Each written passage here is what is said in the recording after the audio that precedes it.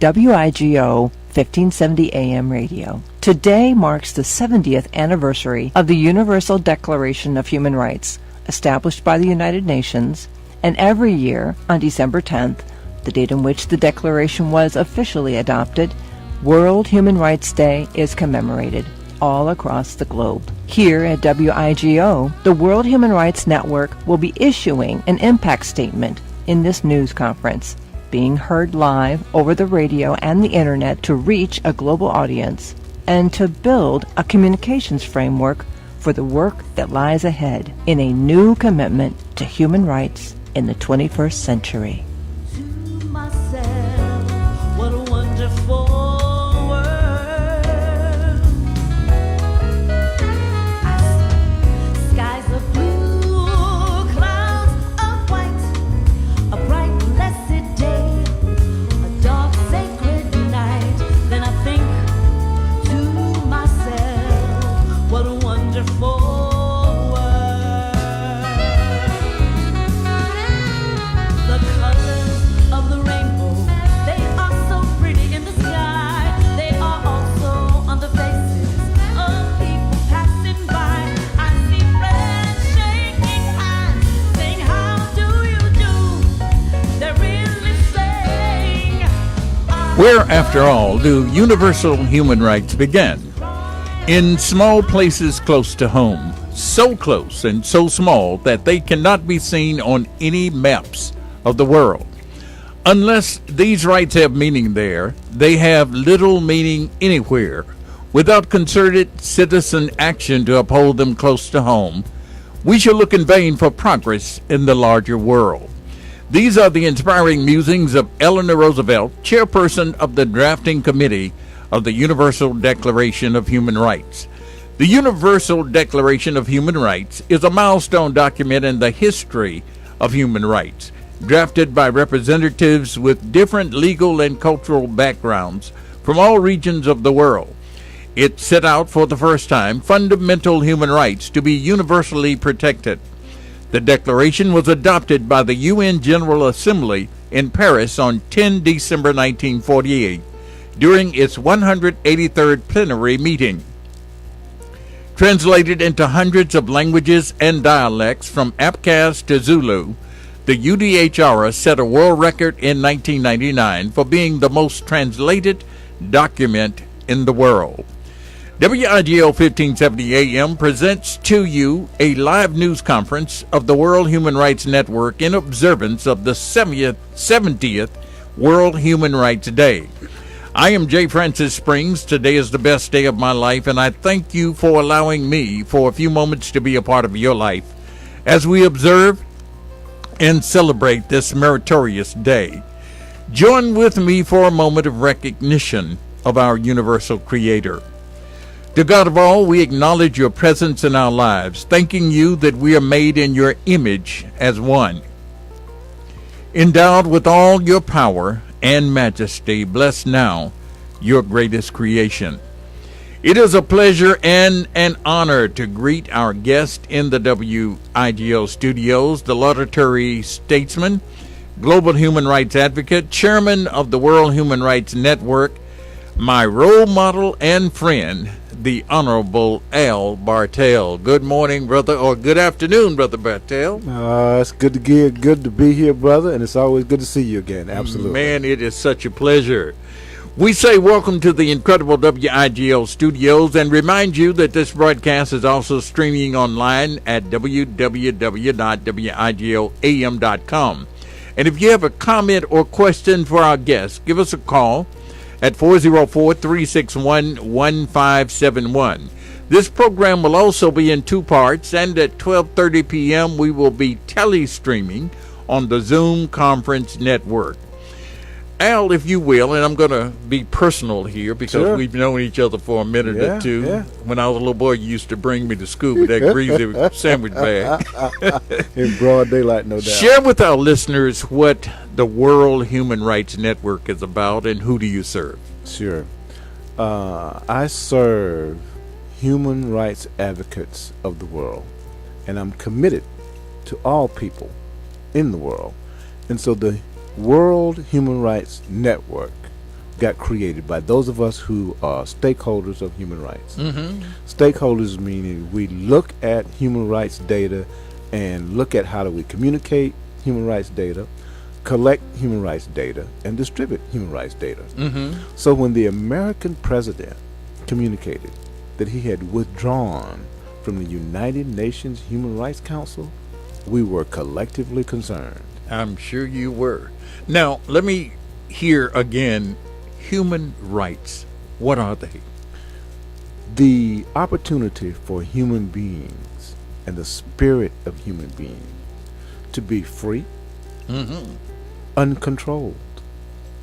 One of our mentors used to say, unbossed Yeah. and unbought. And so we have a human right to live in a decent place, Mhm. to be safe and free from violence. And then some of the more sophisticated things is to not have to worry about political persecution, to not have to worry about being harmed by what we believe, how we look, the color of our skin, or what we say. And those of us who champion those rights You're right. are called stakeholders of human rights. Now, you touched on it a moment ago, Al, but let me repeat something that you said. The American president, this is your quote, Yes. withdrew our human rights commitment to the United Nations. That does not mean the American people have withdrawn their commitment to human rights. Speak to us about that comment, if you can go just a little bit deeper with it. So those of us who are human rights stakeholders says, okay, we understand that the president can withdraw from the Human Rights Council, but that doesn't mean that America has withdrawn from the Human Rights Council, and somebody needs to say that. And so we established, as stakeholders, the World Human Rights Network, and we wanted to pick a chairman to voice that communication and say that to the world. So I got established as the chairman of the newly established World Human Rights Network to say to the world that America has not withdrawn its commitments to human rights. Now, living here in America, some citizens have become comfortable, let's say, because we have mechanisms that are supposed to work on our behalf, a democratic government, a national armed military, public safety forces in our communities for protection, utility systems that are supposed to provide us with power and clean water, public and private mobility capacity, educational institutions, housing and homes, a commercial food source with our grocery stores. Is this not everywhere? Or am I being utopian in my dream? We're all being utopian, brother, and our gray and our beards prove it, right? Exactly. But it is clear, my brother, that human rights are just as challenged now as they were 2,000 years ago, when a brother of ours got on the cross and said, we're all free Yes, sir. to have access to the throne. Well, to practice that is a whole nother story.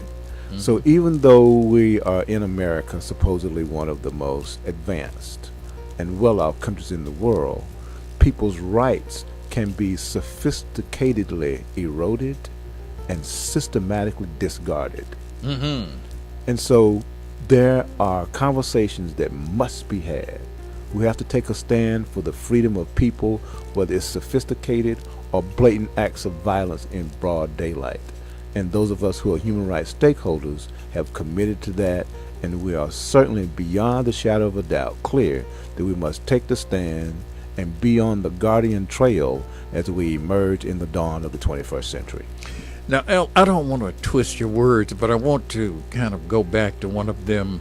You said we live in the land of the free. Are we really free with the police forces and the other judgmental military organizations that determine our rights? Well, if you look at quote-unquote academia, so to speak, it would lead you to believe that in many ways we are free, but the data does not say so. The data says that we are being murdered for reasons that are just insane. Because you walk into a store and you look a particular way, people call the police on you, they'll shoot you. Our women are being mentally, emotionally, physically, and spiritually discarded beyond measure. and our places to live are being systematically corporatized that we can't even own them anymore. The financing is no longer available. Our health system is no longer public. It is totally private. And so these are things that erode human rights, even though we're supposed to be in an advanced society in America. Somebody has to take the stand, somebody has to talk about it, and somebody has to be on the front line to say, no, we're human, and we will not sit back and go quietly into the night. Let's take a historic perspective about the Human Rights Day. In 1948, there were several people that decided to start that. Right. Is that same energy in place today? It's a different energy today. In 1948, we were in the presence of massive acts of violence. It was palpable. You could see it, hear it, feel it. We don't have that kind of massive violence today. What we have is a much more diabolical system in place. So that kind of energy to confront something is not there, but the kind of energy to react to it is there. So it is sad that we don't have the kind of energy in place that our forefathers had in the 1940s to just blatantly confront massive destructive evil on its face. No, brother, we do not have that kind of energy today. Our energy today is reactive. So those of us with the World Human Rights Networks, we want to activate that kind of persistent energy and re-energize it as we move forward into the 21st century. Speaking of the World Human Rights Network, how can you be reached if someone had some concerns or a issue that they wanted you to work with them on? We actually have a website, and it is www.worldhumanrights.world. It's World Human Rights, then there's the dot, and then there's the WORLD, world. So that website gives you an opportunity to email us. Okay. Gives you an opportunity to call us. You can even write us if you want to, because the address is on there. And we are fully available, fully alive, and fully in communication. Now, is the World Human Rights Network a 501c3, or you're a nonprofit, or you're for-profit? We are a nonprofit. We're debating on whether we want to become a 501c3, because that means we are then plugged into the system. If we want to take advantage of the philanthropic resources that are available, then we will have to become a 501c3. And I think we're going to have some intentions about doing that very, very soon. Well, that was kind of a lead-in question, because when you put on events and activities like you're doing, it takes money. It does, my brother. And it takes lots of money. So we're going to acknowledge right at this point some of the sponsors of this particular broadcast and this event. And we want to mention Sean Bierman, environmentalist of the Global Environmental Network and Resilient Cities Network in Vancouver, Canada, North America. Ken Thaxton, attorney of Keston and Lecca, PC, here in Atlanta, Georgia. Stephen Gagan, Insurance Agency, owner and master mariner of the Gagan Insurance Agency in Boston, Massachusetts. AP Torrance Leadership Academy for Young African American Males by the Truth Sayer Incorporated, under the leadership of Reverend Kenneth Torrance in Atlanta, Georgia. Miss Olivia Taylor and Jeremy Farrell with Veterans Village LLC and Veterans Village Foundation in Alabama and across the nation, the USA. Myrna Clayton, international singer and nonprofit leader of Able 2, in historic Collier Heights and historic West End, Atlanta, Georgia.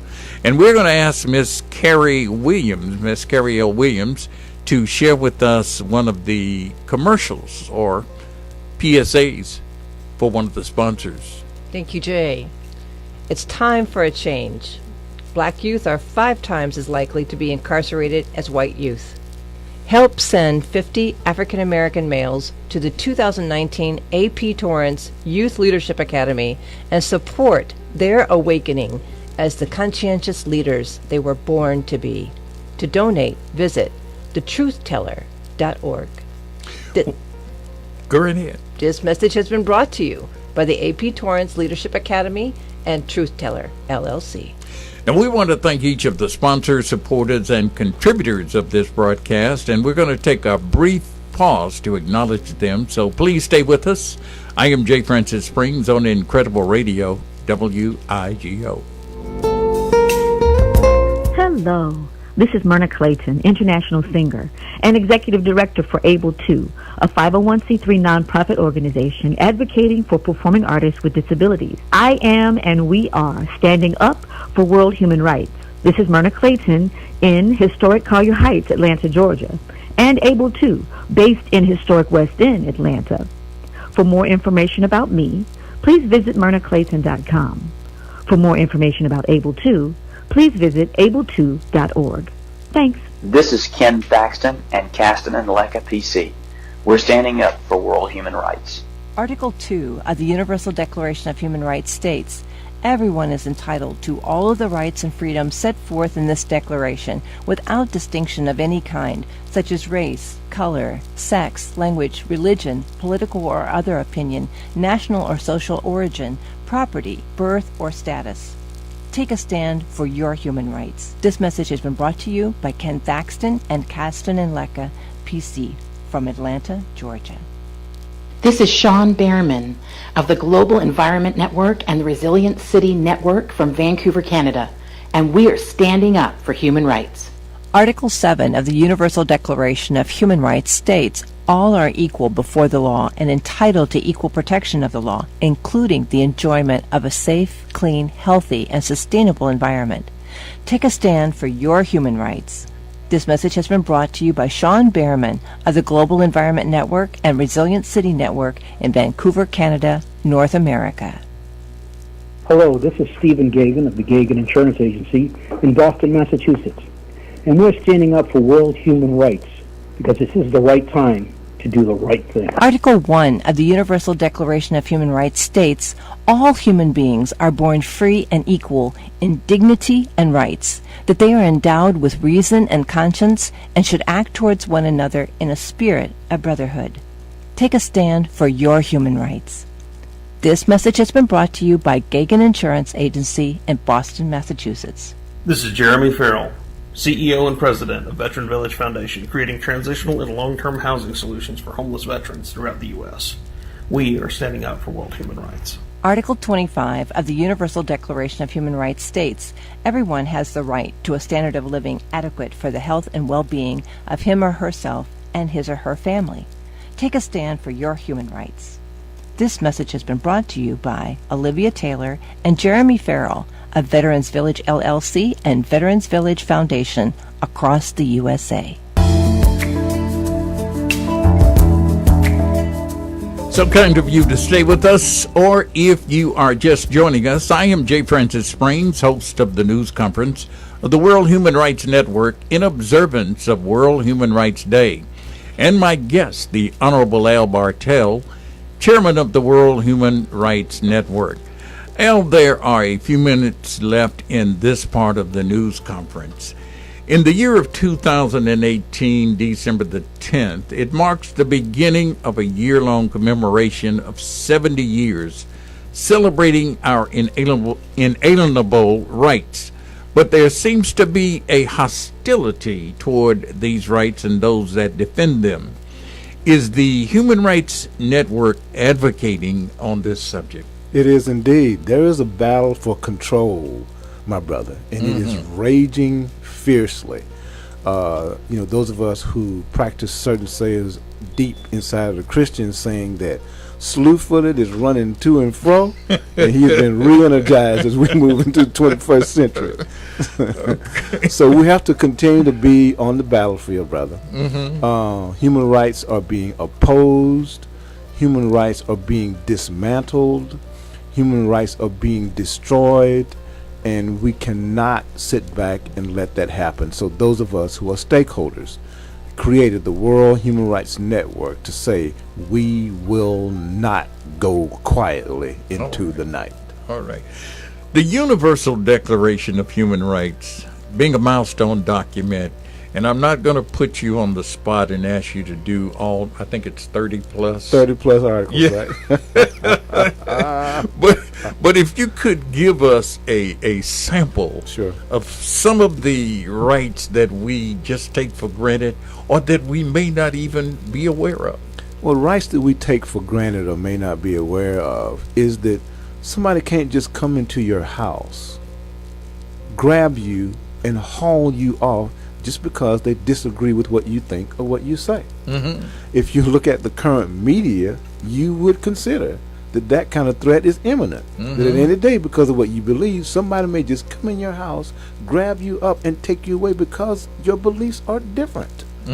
Because of the sexuality that you practice.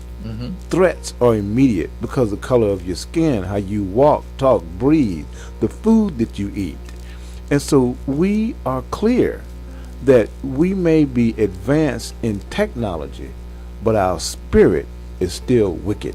And it is at the core of human rights that we develop stakeholders, train stakeholders, to understand that we must confront the degradation of the human spirit. And the language to do that is called human rights. One of the words that has resonated with me as I have read information about this day and I've listened to you speak is the word dignity. Exactly. And it's a word that has been haunting me. Share with us a thought about what that means to us as a creation. As a creation, the language is, do unto others as you would have them do unto you. The simple Bible scripture. There it is. The dignity of that language is supplanted in the human spirit. You can feel when someone wants to do you harm. The absence of harm is the framework for dignity. Inside that dignity, we can respect others that we disagree with. In the current political environment today that is so acid, we disrespect people that we disagree with, and it does not have to be that way. The foundation of human rights is to say that on any given day, we have a right to be human being. Being human, free to be human, free in our expression without being castrated, denied, or in some cases put to death. And so human rights is the vanguard of the human spirit that ushers in leadership as the unquestionable birthright of the 21st century. Those are the words of Al Bartell. Al, as we sit and talk so comfortably here in this studio, Right. are there other people in other parts of the world that have the same sense of comfortableness? They do not have the same sense of comfortableness, brother. In many parts of the world, this building would be demolished if people got on air and said what we just said. We would be arrested, sometimes beaten and murdered on the spot. In many parts of the world, just to disagree with the leader means that you, your family, all that you care about and all that you have is under immediate, disastrous, inconsequential annihilation on the spot. So there are many places around the country, they don't have the freedom to do what we do today. And those of us who do have that freedom, as you and I know, we have an old axiom to say that to whom much is given, Much is required. my man. Yes. So it's incumbent upon us to demonstrate the much is required, and in the World Human Rights Network, we're committed to do that. Al, give us contact information, how I can reach the World Human Rights Network, and share with us some of the activities that are going to be taking place in the immediate future. Sure, we do have a website. It's www.worldhumanrights.world. Not .org, not .com, but .world. My man. Okay. And so in the foreseeable future, we want to do a series of roundtable discussions, development sessions, summits, and conferences. We want to build the capacity of stakeholders to be able to effectively communicate human rights in all areas. A roundtable discussion will allow for people to discuss ideas and be aware of the vanguard of human rights. Development sessions puts us in relationship with data that we can do strategic planning for projects and programs and initiatives. A summit allows us to come together and look at collaborations that we never knew was possible. And then conferences allows for the distribution of all of that data, all of that human capital to be used not just in Atlanta or in Georgia, but throughout the southeast region of the nation and all across America. We're going to be wrapping this session up in about 2 minutes. And what I'd like to do before we wrap the session up is allow you to take about 90 seconds and make a personal comment about World Human Rights Day. World Human Rights Day was set up.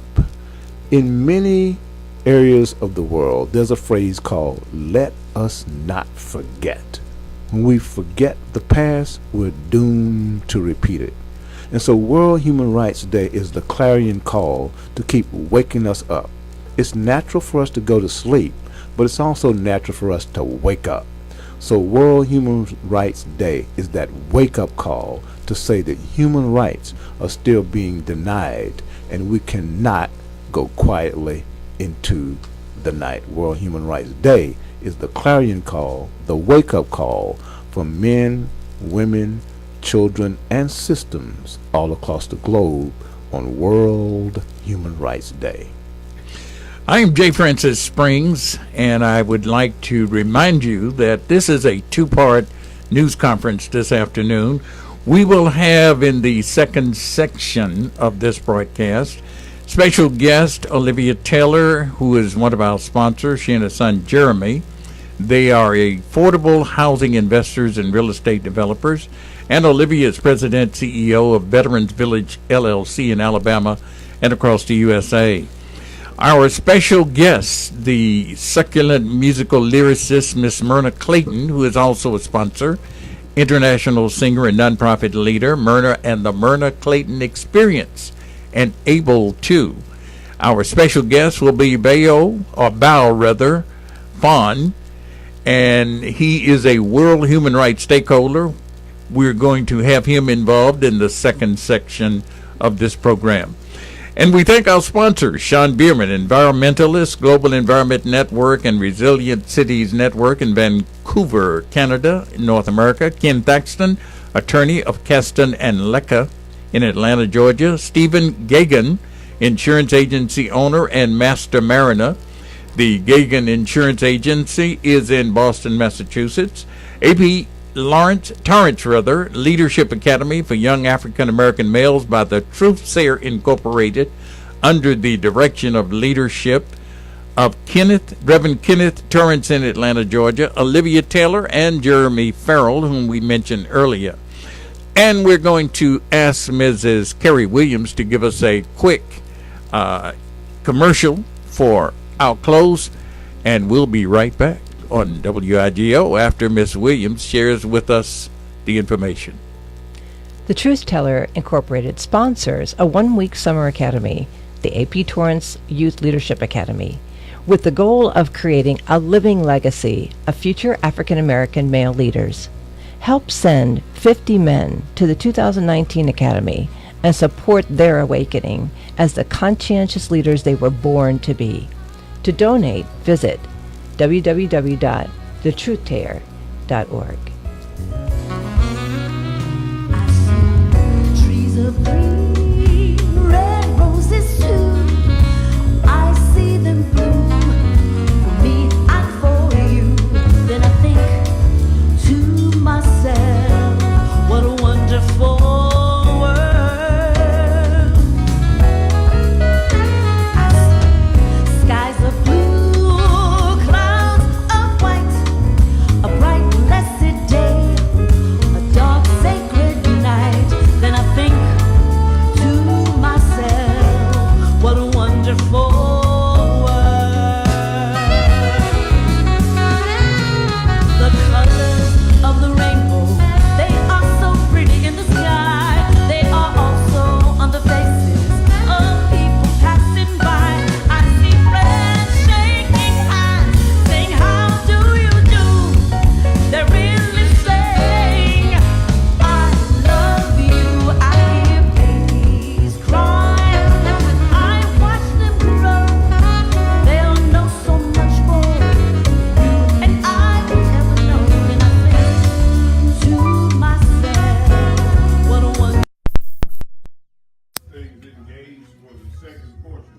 everybody. We're about to go to part 2 with the lovely Miss Myrna Clayton. You can see her now in your camera view.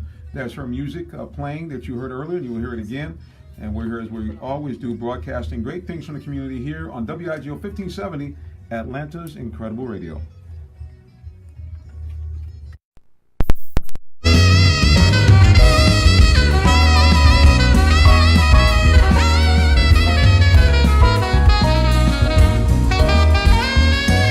Hello, this is Myrna Clayton, international singer and executive director for Able2, a 501c3 nonprofit organization advocating for performing artists with disabilities. I am and we are standing up for world human rights.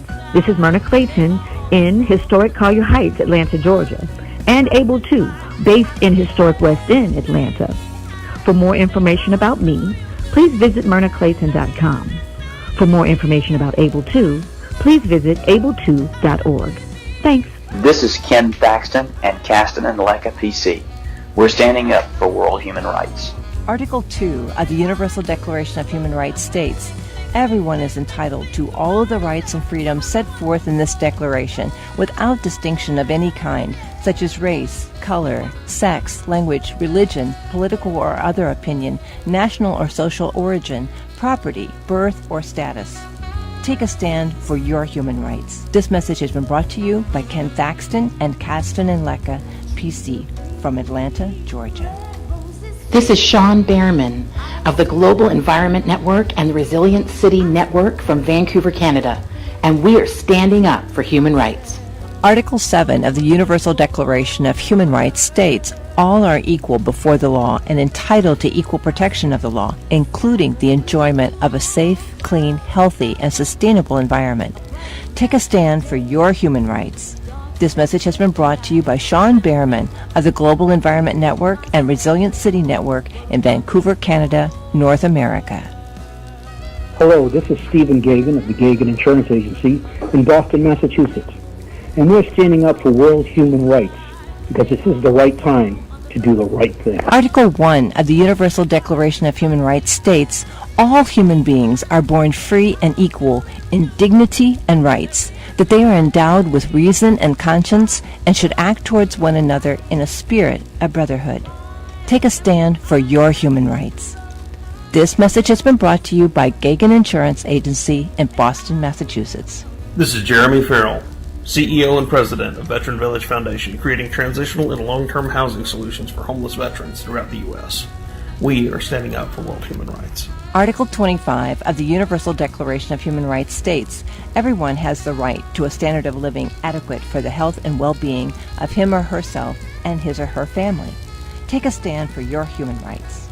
This message has been brought to you by Olivia Taylor and Jeremy Farrell of Veterans Village LLC and Veterans Village Foundation across the USA.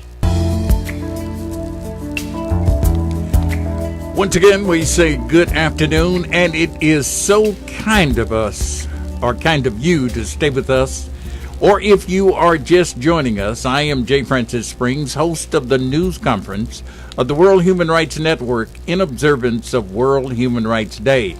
And my guest this afternoon are the Honorable Al Bartell, Chairman of the World Human Rights Network. And we also have joining us the divinely succulent lyricist, Miss Myrna Clayton. And we'd like to thank you for being... Succulent yes, ma'am, you are. All right. Thank you for being our guest here at WIGO. Human rights now. We're being serious. Mr. Bartell, at this time, before we get into the conversation once again about World Human Rights Day, I would like for you to share with my listeners and the viewers that we now have on Zoom, Facebook, and the other social media platforms an impact statement that you have prepared, along with any other statements that you may have from other nations and countries. Sure, absolutely. The impact statement is to begin to declare that a human rights network strategy is available to the world. And the impact statement is a response in particular to a catalytic event. And that catalytic event was that the President of the United States withdrew from the United Nations Human Rights Council. We as stakeholders, human rights stakeholders, were real clear that that did not mean that America has withdrawn from the United Nations Human Rights Council, nor its commitment to the world. So I am now going to read the World Human Rights Strategy as a statement to the world and a testament to our commitment. Please share it with us, sir. So the World Human Rights Network Strategy, the network, is building the capacity of human rights stakeholders to communicate human rights issues. The network includes neighborhood community faith and small business leaders as world human rights stakeholders. The network empowers stakeholders to communicate, collect, and distribute human rights data.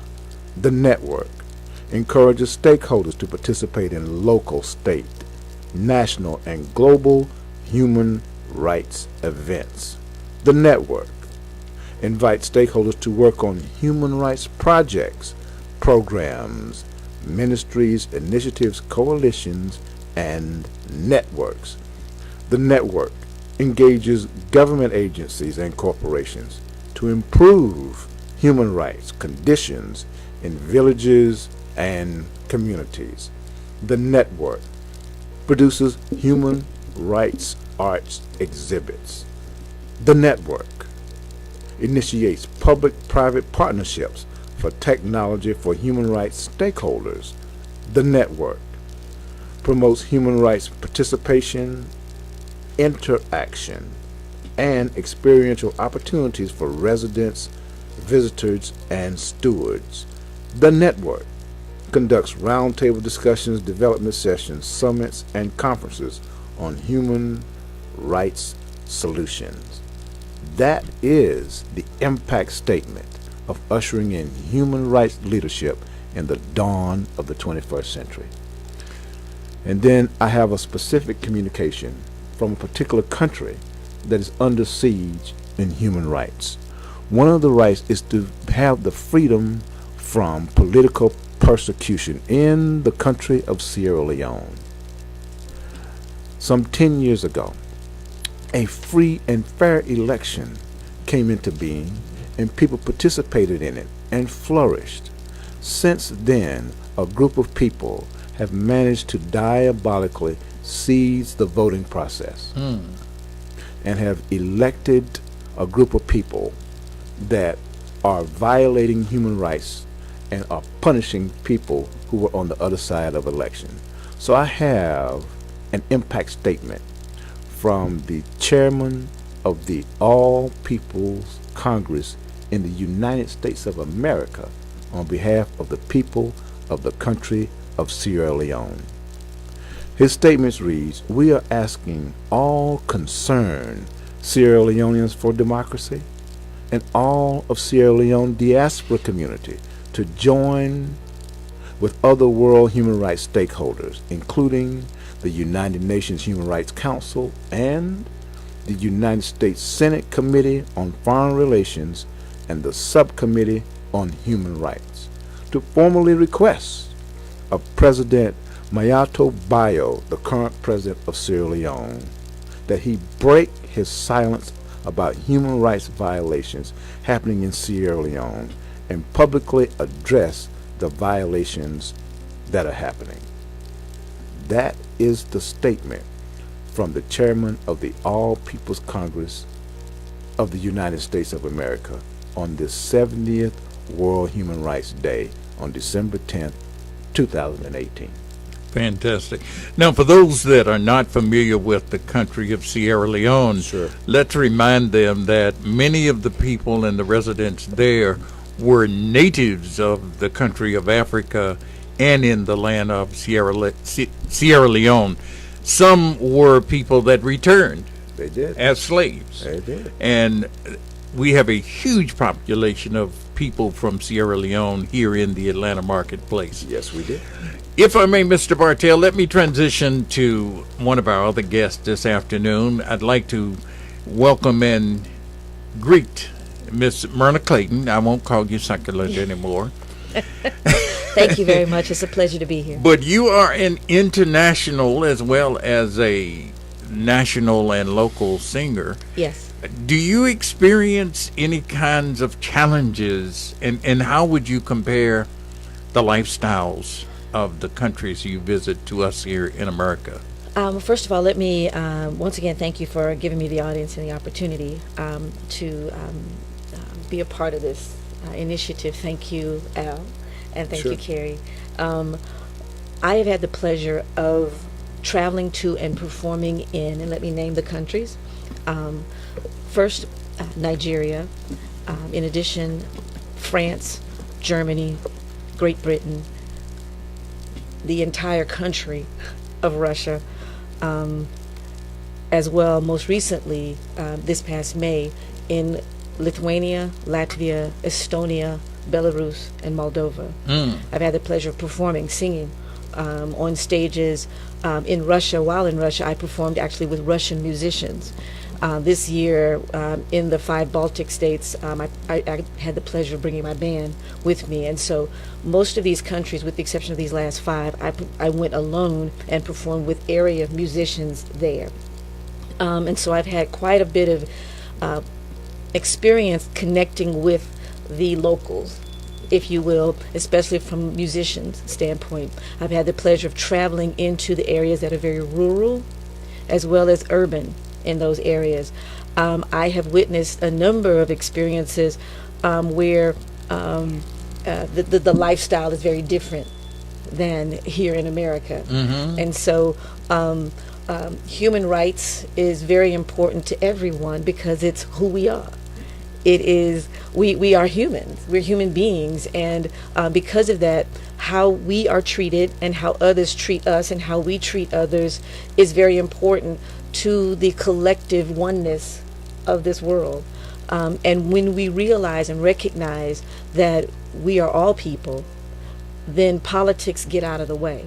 One of the things that I appreciate and love about being an entertainer is I can say and do and connect with people on a human level, and we not have to talk about the differences. We come together collectively together, appreciating our similarities. As a matter of fact, the song "What a Wonderful World," I've sung that in every country. And what I say, because I believe that whoever has the mic has control, and so I can say what I want to say, and ask for forgiveness, not permission. But my heart is in the right place, and so I introduced that song by saying, we're more alike than we're different. When I smile, it looks like your smile. When I frown, it looks like your frown. When you cut me, I bleed red just like you. So can't we get along? Yes. Can't we find some way to just kind of love on each other? And no matter where I am and in whatever country, everybody applauds. Because everybody recognizes that at that human level, we're all alike. And our differences come when we want what somebody else has, as opposed to appreciating all that we do have. And so from a human rights standpoint, I'm in the thick of it because I'm seeing us all on a very common place. Also, very spiritually speaking, I look at all that is God's created is all the same. Yes. Like I said, my smile is like your smile. The bird from over in Vladivostok, Russia, looks a lot like the birds over here. The trees look a lot like the trees over here. And so the things that are different are man-made. The buildings look different, but the things that are God created are all the same. Wow. Myrna, as a female, Yes. and especially as an African American female, do you find that you are treated any different in some of the countries? I'm an entertainer, and so that gives oftentimes a pass for certain things. Yes. That has been the case musically, especially for African Americans, from the beginning. And so let me preface my answer by saying, having traveled abroad, I know going there are 3 elements about me that can be a positive or a negative. Number 1, I'm a woman, a positive or a negative. Number 2, I'm a black person, a positive or a negative. I'm an American, a positive or a negative, depending upon who I interact with, who I come in contact with. And so because of that, again, it's that human nature. I can read whether you like me or not, and it's a matter of me figuring out what are those elements that I have to be aware of. Is it because I'm a woman? You know, certainly as a band leader and as a female band leader, and I'm sorry, all the musicians that I'm playing with the exception of once in Moscow, it was all men. And I'm giving them instructions on how to play for me as I perform, because I'm the one who's in front. And if they screw up, they're going to be looking at me, not them. And so I have to give direction. I have to take leadership. And so, yes, and there have been times when I've had to pull rank. You know, and let them be known who's in charge. Who's in charge. And there's been situations with my money where I've had to say, hey, wait, whoa. And please know that when I go into all of those countries, I am going with the covering of Christ, with the covering of God, because I'm real clear of those three things, and I'm by myself. There are a number of men who won't do and go places that I've gone by myself.